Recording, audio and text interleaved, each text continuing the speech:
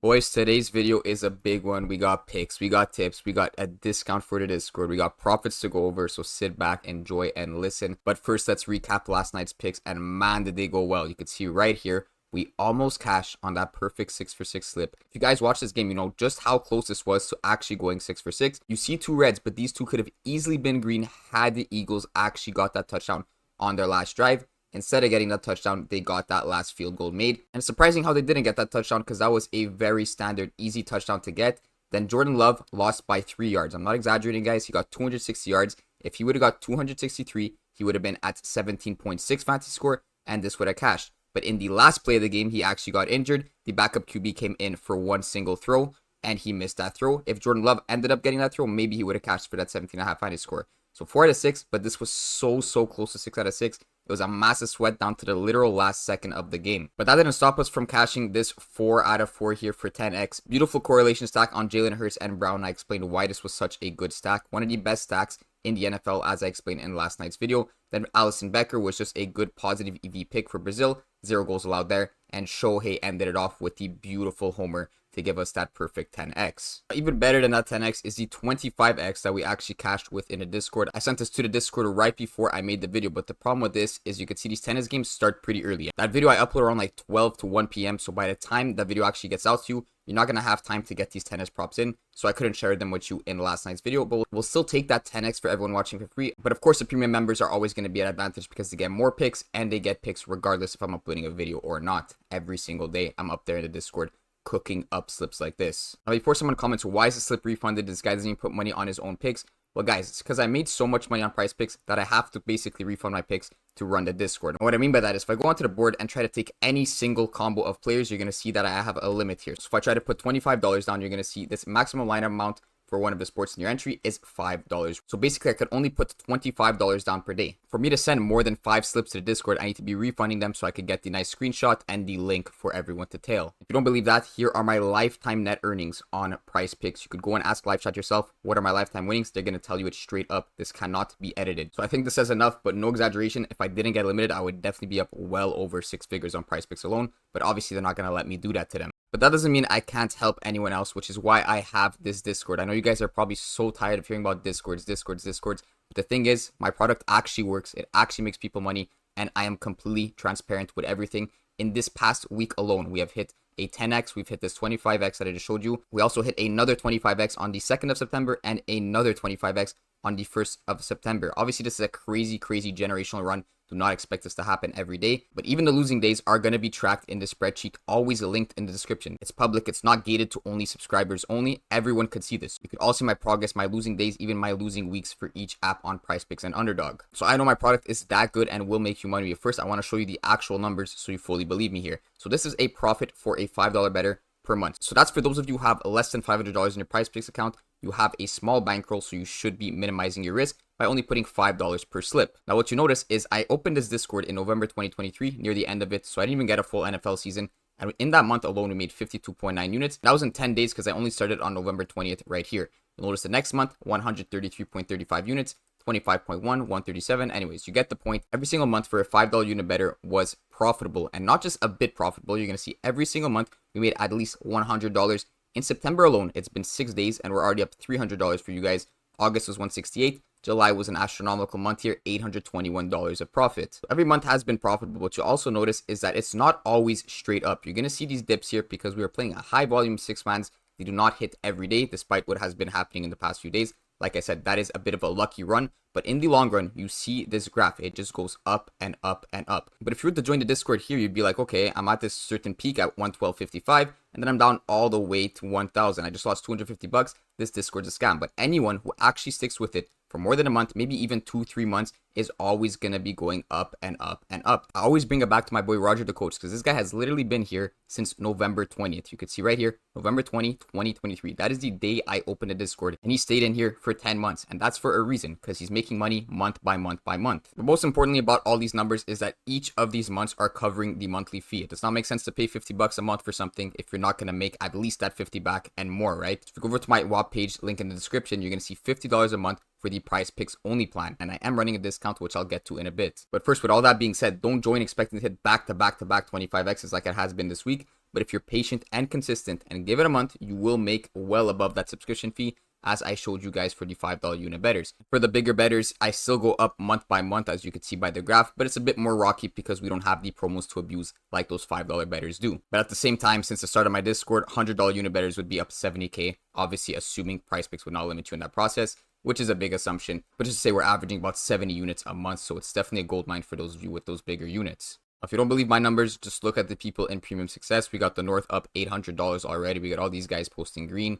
Koba up 75 units in September alone. Another 250 cash here. We got Emily here hitting her first 1,000 on PrizePicks, being in the Discord from July 17th. It only took her a month and a half. I think she started with like $50, which obviously way too low, guys. Don't come in here with $50. Come in here with like $200-300. She got lucky, of course, but still made $1,000 over 1 month and a half with only like a $100 investment. Then we got Paul Venus here, the legend himself, up 2.7k in this month alone, because he's on a bigger unit better, right? $45 plays is going to make you that bigger breads. So finally, the promo code for 15% off your first month is going to be Mahomes. This is going to be valid only until the end of today, because I want you guys to lock in with me with NFL for tomorrow morning. I'm going to be posting all those slips there. It's going to be a wild first NFL Sunday. And if you watch the channel, you pretty much know I never run promos because I know the product is well worth it at full price. But since it's week 1 NFL and I'm feeling very good, I'll just give you this 15% off code. But it will also likely be the last promo I run for the rest of the year. And I'll probably raise prices depending how good the month is.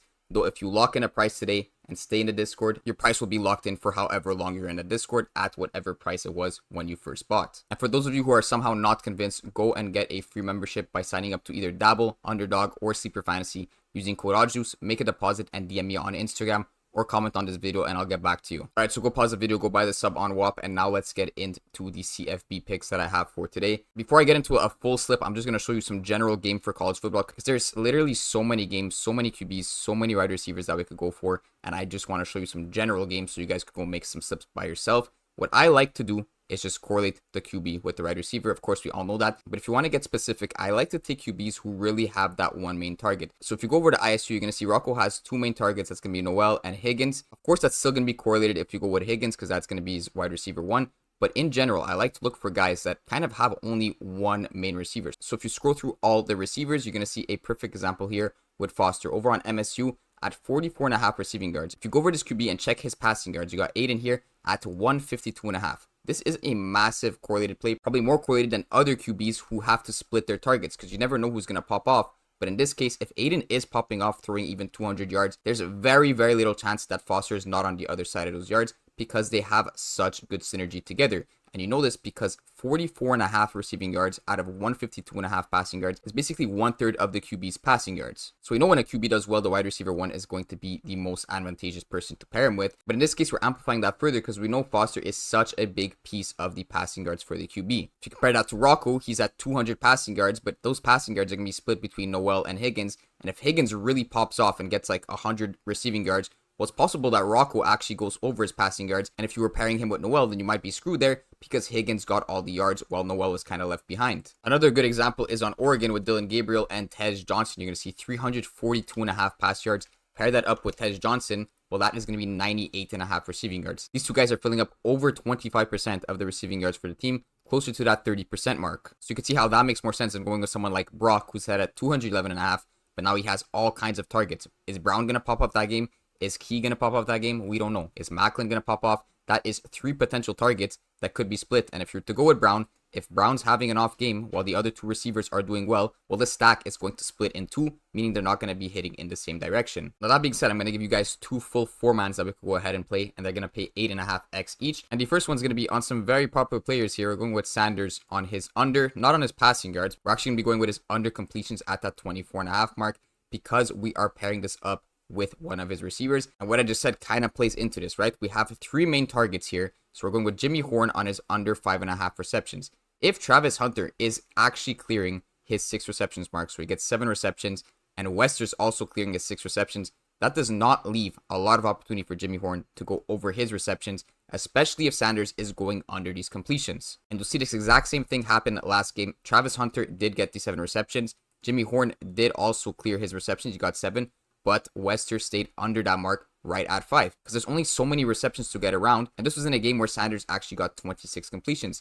Tonight, we want him to go under that. So at only 24 completions, it's very, very unlikely that all three of these guys are going to be clearing the receptions props. Tonight, we're going for Horn to go under that receptions prop. Maybe Wester goes over. Travis Hunter also goes over. And then we got Horn with 5 or 4 receptions, still keeping Sanders under that completions mark. Now, the reason I'm going with Jimmy Horn tonight is I do see some juice towards his under. I see about minus 125 across the board, juice towards his under, while Wester's actually juice towards the over on multiple sports books, more juice towards minus 120, minus 125. So opposite juice here. If I was going for the more, I would go Wester. If I was going for the less, I would go with Horn, which is exactly what I'm doing right here. Now, Sanders also has some slight juice towards the under, which is why I'm going for a less scenario. And if it isn't obvious why I'm going with completions and receptions, well, you need to complete a pass to get a reception. Same exact concept as the passing yards into receiving yards. It's just another way to correlate, but I would say this is a bit stronger than the pass yards, receiving yards. So to play off on that, why don't we just go ahead and do the exact same concept with Burks? We're going to go with his under 4.5 receptions. And of course, we're going to be pairing him up with his QB on the under 20.5 pass completions. Once again, if Arnold is going under 20.5 pass completions, maybe gets exactly 20, you could see Burks getting exactly 4 receptions.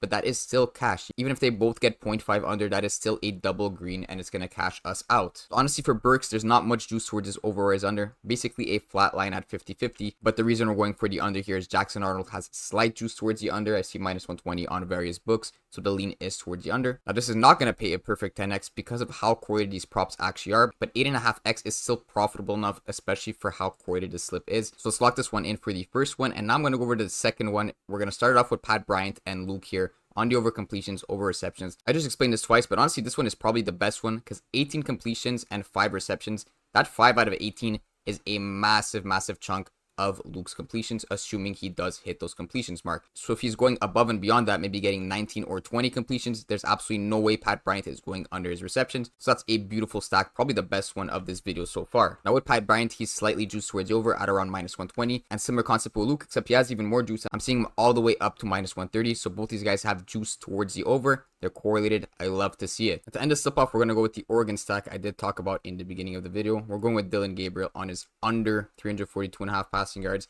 and Tej Johnson on his under 98.5 receiving yards. Tez is set way too high. I'm seeing him at 94.5, 91.5, 92.5, and 94.5 on some other sports books. Same exact thing with Dylan Gabriel. He's set at 337, 330, 333, 339 on various other sports books. So relative to all of those, he is higher on PrizePicks, meaning at these two rates, these two guys are likely to go under together. So this is going to be the second slip and it's going to pay 8.5x. Good luck, everyone.